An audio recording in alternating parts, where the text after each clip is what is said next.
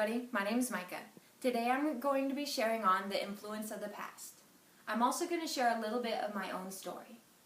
I had a loving home and I had two wonderful parents.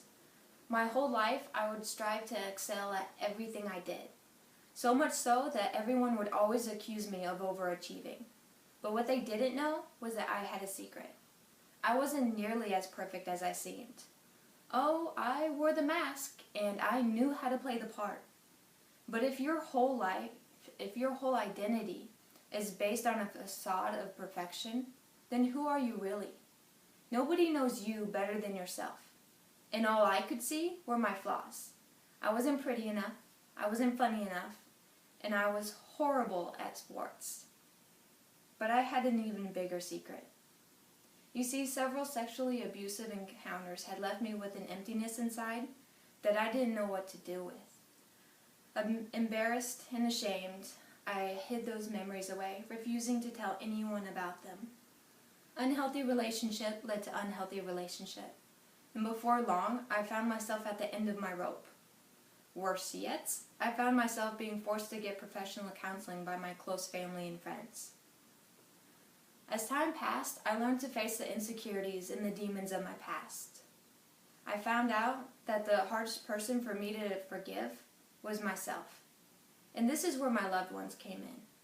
They helped me see that I'm not the mistakes I've made. And what you need to realize is that the only chains from your past that can lay claim to you are the ones that you refuse to let go of. Face your future. But before you can face your future, you have to face your past. And while there's no cure-all solution for this, I have discovered 3 ways that can help. And that's confront the bad, forgive the ugly, and look for the good. And in confronting the bad, check this out.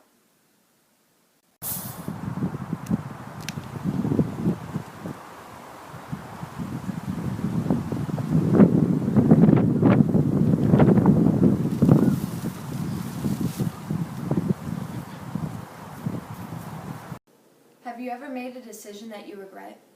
A mistake that has hurt you or the people around you? Whenever you think of that one mistake, does your chest fill with the pain and the shame of it all? If you know what I'm talking about right now, you have 2 choices. The first one is to ignore the feelings and to keep it all bottled up inside. The second choice is harder, and that is confront the issue. Confront it head on. First, you have to admit to yourself that you've made a mistake. Second, you have to go to the person that you've hurt and admit to them that you've made a mistake. And third, find someone that you trust and be completely vulnerable with the whole truth of the situation. And that's what makes the second choice so scary. Because nobody wants to be vulnerable. Nobody wants to admit to someone else that they've screwed up. It's easier to keep everything bottled up inside. But in doing so, you'll end up like the Coke and the Mentos, wondering why your whole life is a mess. So confront the bad. Second, forgive the ugly. Corrie ten Boom and her family were sent to a concentration camp for helping and hiding Jews during the Nazi occupation of Holland. Unfortunately, Corrie's family never made it out. They died due to horrible abuse and neglect. And while Corrie made it out alive, for the rest of her life she had to deal with the hellish memories of what happened in that place. Forgiveness? How do you forgive someone who doesn't deserve to be forgiven? How do you forgive someone who doesn't want to be forgiven? One day, Corrie met a pastor. He took Corrie out of the church, leading her out by the hand. He then pointed at the church bell tower, and he said, "Corrie, do you see that bell up there? It's rung by pulling on the rope. But you know what? When you let go of the rope, the bell doesn't stop ringing. It keeps ringing. Ding dong, ding dong, slower and slower until that last final dong." When you choose to forgive someone, don't be alarmed if those same old feelings of hate and anger and pain continue to rise to the surface for a while. Feelings take a while to fade, but what you need to remember is that forgiveness is a decision, not a choice. Look for the good. One evening, a friend, my brother, and I went out to the woods behind the house. We spent the whole afternoon exploring the woods and messing around in the field. As the sun started to set, my friend seemed alarmed. "Hey guys," he said, "I think we really need to start heading back to the house. It's getting dark out." My brother and I looked at each other, kind of confused. 5 minutes later, "Hey guys," my friend said, "we really need to start heading back to the house. We shouldn't be outside past dark."